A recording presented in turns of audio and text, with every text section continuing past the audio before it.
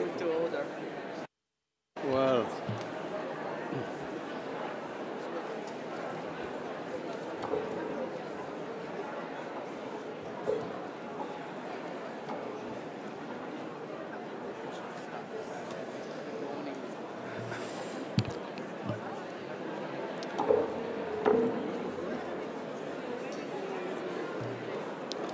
Excellencies, Excellencies, distinguished colleagues, ladies and gentlemen,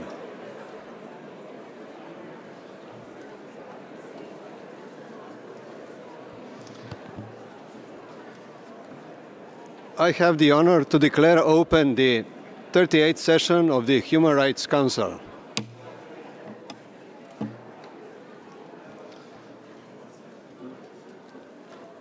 It is my honor to welcome Mr. Zeid Ra'ad Al Hussein, United Nations High Commissioner for Human Rights.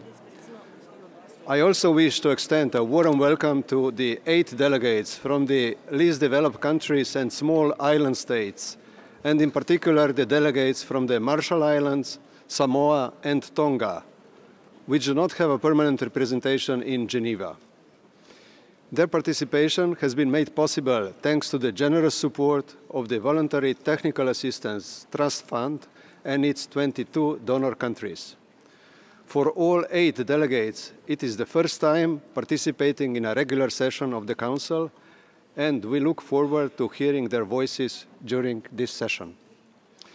Before we begin, let me also inform you that His Excellency, Mr. Boris Johnson, Secretary of State for Foreign and Commonwealth Affairs of the United Kingdom of Great Britain and Northern Ireland, and His Excellency Mr. Hassan Al-Thawadi, Secretary General of the Supreme Committee for Delivery and Legacy of Qatar, will address the Council during this meeting, after the oral update by the High Commissioner. Excellencies, ladies and gentlemen, we shall now address organizational and procedural matters. Let me turn to the program of work for the 38th session, which, as you may recall, was reviewed at the organizational meeting. We have 3 busy weeks ahead of us, with 4 panel discussions, interactive dialogues with 21 special procedure mandate holders and 2 commissions of inquiry, and 13 other interactive dialogues and general debates.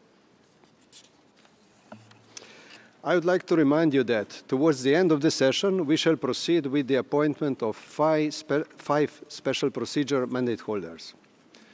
I trust that the draft program of work may be approved with the understanding that it is an evolving document and that further adjustments may be required according to the progress of the work. Are there any questions, comments on the program of work? No? I see none.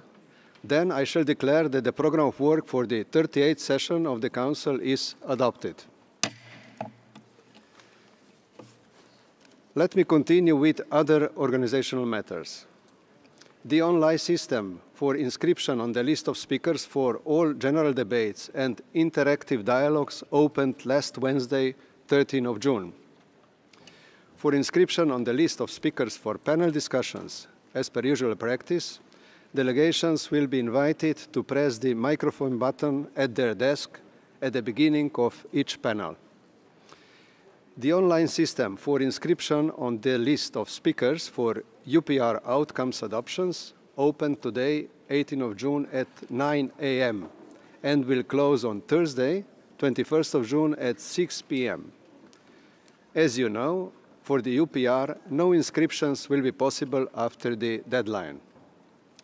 Furthermore, the speaking time modalities applying during the 37th session will continue to be applied during the current session. As per standard practice, the list of speakers will close approximately 15 minutes after the beginning of each debate, dialogue, and panel. I would also like to remind you that the deadline for the submission of draft proposals to be adopted during the 38th session has been set for Thursday, 28th of June at 1 p.m. In this regard, I wish to reiterate that the late submission of draft resolutions, as well as many revisions or amendments, make it difficult for many delegations, especially for small ones, to stay abreast of the developments. Late submission of draft proposals would also make it impossible for the Secretariat to ensure timely availability of the text in all languages and of the associated PBIs. An extension of the deadline for the submission of draft proposals will be granted only once for each proposal, under exceptional circumstances, for a maximum of 24 hours. Additionally, I would like to remind all delegations that it will greatly facilitate the performance of interpreters if they can be provided with a hard copy of your oral statements in advance through the conference officers. I would also like to ask the delegations to upload their oral statements through the web-based online system in order for them to be posted on the HRC extranet. The submission of oral statements in Word format is essential to the Council's efforts to increase accessibility of its work by persons with disabilities.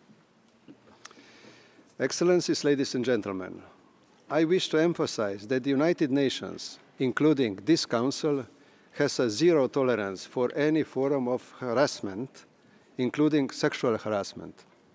Any and all complaints will be dealt with promptly.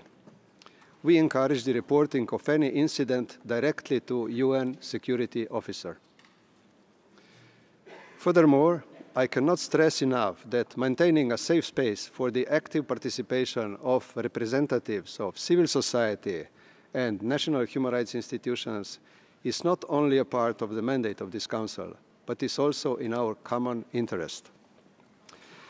As President of this Council, I assure you that I will follow up on all the allegations that I receive concerning acts of reprisals and intimidation that are carried out in connection with the Human Rights Council, its mechanisms and procedures.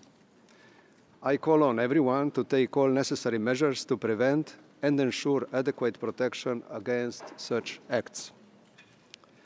I thank you for your cooperation and for ensuring that this Council is a safe environment for all of us.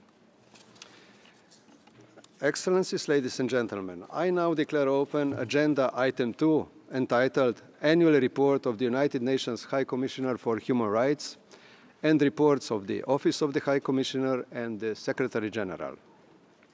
This agenda item will remain open throughout the session. It is a great honor to invite the High Commissioner for Human Rights, Mr. Zeid Ra'ad Al Hussein, to provide us with an oral update on the situation of human rights worldwide and on the activities of his office. Let me remind you that the general debate on this oral update will take place tomorrow as from 9 a.m. I now have the pleasure to give the floor to the High Commissioner for Human Rights. Your Excellency. Thank you, Mr. President. Mr. President, Excellencies, distinguished delegates, colleagues, and friends. As this is my last global update to the Human Rights Council in a regular session, and before I turn once again to the important matter of access and cooperation, I wish to draw on some final reflections. I heard recently a UN official telling others there is really no such thing as universal human rights, musing that they were picked from a Western imagination.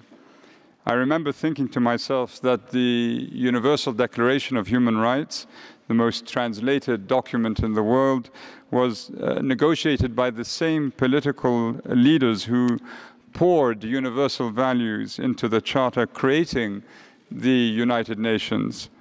Is the UN also then somehow not universal?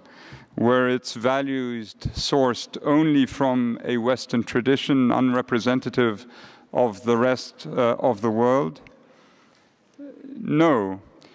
A clear rejection of this comes from a look at the negotiating record itself. The San Francisco Conference, which established the UN, was a circus of sound shaped from many tongues. Its result was not a solo tune from a Western instrument. Had that been the case, had the countries that joined the organization believed they were being pinned to alien Western values, why then